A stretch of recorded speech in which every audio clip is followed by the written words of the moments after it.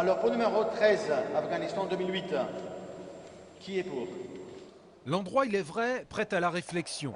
C'est en effet dans le superbe cadre de la chapelle du château que les membres du jury du Scoop d'Angers étaient réunis cet après-midi. Au menu de leur débat, un choix parfois cornélien entre 82 séries de 12 photos. Les clichés étaient extrêmement divers et généralement de très bonne facture. Au total, 8 prix seront décernés et récompenseront les travaux de journalistes à part entière qui, malgré l'omniprésence de la vidéo dans les médias, restent des témoins essentiels de l'actualité. Très souvent, on est beaucoup plus touché par le symbole d'une photo que d'une vidéo. Très souvent, un symbole d'un événement, c'est une photo et pas une vidéo. Ce festival du Scoop d'Angers se clôturera samedi soir au centre de congrès avec la proclamation officielle du palmarès.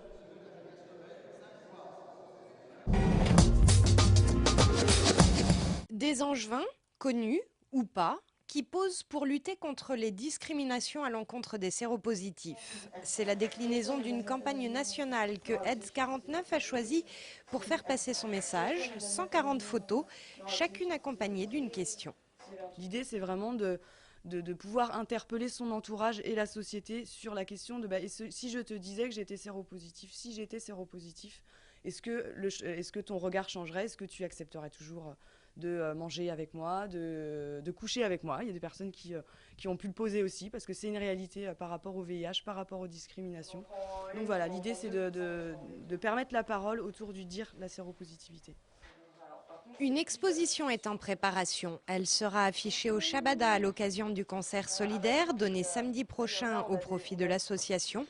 Elle illustrera également le 1er décembre la journée mondiale de lutte contre le sida sur le thème cette année du sida à tout âge. Trop souvent, on impose la prévention aux jeunes débutant leur sexualité, alors que, messieurs et mesdames, je vous annonce, si vous n'êtes pas au courant, que le VIH ne concerne pas seulement les jeunes. Et d'ailleurs, l'épidémie, il faut savoir qu'elle est chez les plus de 29 ans. Alors 29-39 pour les femmes et 39-49 pour les hommes.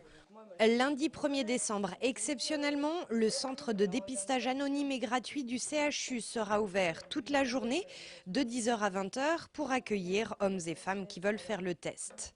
Un chiffre pour terminer, actuellement, 500 personnes séropositives sont suivies au CHU d'Angers.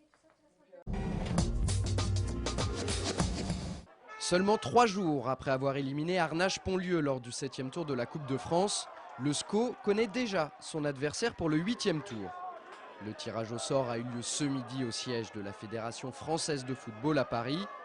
Angers se déplacera sur la pelouse de Romorantin, formation qui évolue dans le championnat de CFA.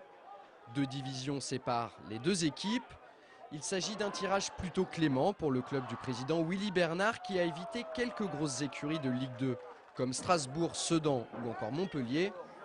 Au tour précédent, Romorantin s'est difficilement défait de Sablé, équipe de DSR en but à 0. Pour la 2e année consécutive, les Ducs d'Angers se sont qualifiés pour la demi-finale de la Coupe de la Ligue.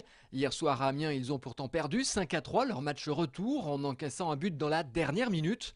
Heureusement, leur succès au match aller 6-3 leur permet de passer. Mardi prochain, ils recevront un gros morceau, Grenoble, avant de jouer le match retour en Isère le 9 décembre prochain. Elle respire la sympathie et elle sera à partir de demain l'une des vedettes des championnats de France de tennis handisport qui se dérouleront au Pont-de-Cé. À 40 ans passés, Arlette Racineux, récente médaillée de bronze en double aux derniers Jeux paralympiques de Pékin, a toujours l'enthousiasme d'une junior. Depuis le mois de septembre, cette Nazérienne d'origine est licenciée au club des Ponts-de-Cé. Ces championnats de France arrivent donc à point nommé pour elle. À partir du moment où on organise une compétition de ce niveau-là, puisque c'est quand même un championnat de France individuel, c'est-à-dire les meilleurs Français et Françaises, donc forcément c'est pour nous une vitrine pour justement promouvoir le tennis handisport et puis le sport en fauteuil en général. Pour cette compétitrice passionnée, classée numéro 4 française et 26e mondiale, le club des Ponts-de-Cé présente de nombreux atouts pour lui permettre de poursuivre son aventure, pourquoi pas jusqu'à la prochaine Olympiade. Il y a une bonne équipe, il y a un bon groupe, il y a un travail intéressant, il y a des jeunes qui pourraient venir nous rejoindre, donc on va tout faire justement pour qu'ils viennent et qu'on prépare Londres dans de bonnes conditions. Alors ici, vous avez une représentation de la plus vieille généalogie dessinée en France, portant des motifs végétaux. Marc-Édouard Gauthier a retracé 1000 ans d'histoire de l'arbre généalogique dans un ouvrage. En tant que conservateur de la bibliothèque municipale d'Angers, Marc-Édouard avait bien conscience que son lieu de travail était riche en matière généalogique. Il avait d'ailleurs déjà organisé une exposition sur le sujet l'année dernière à la bibliothèque d'Angers. C'était une exposition qui présentait 80 généalogies issues des collections patrimoniales de la bibliothèque municipale d'Angers, du XIe siècle à nos jours.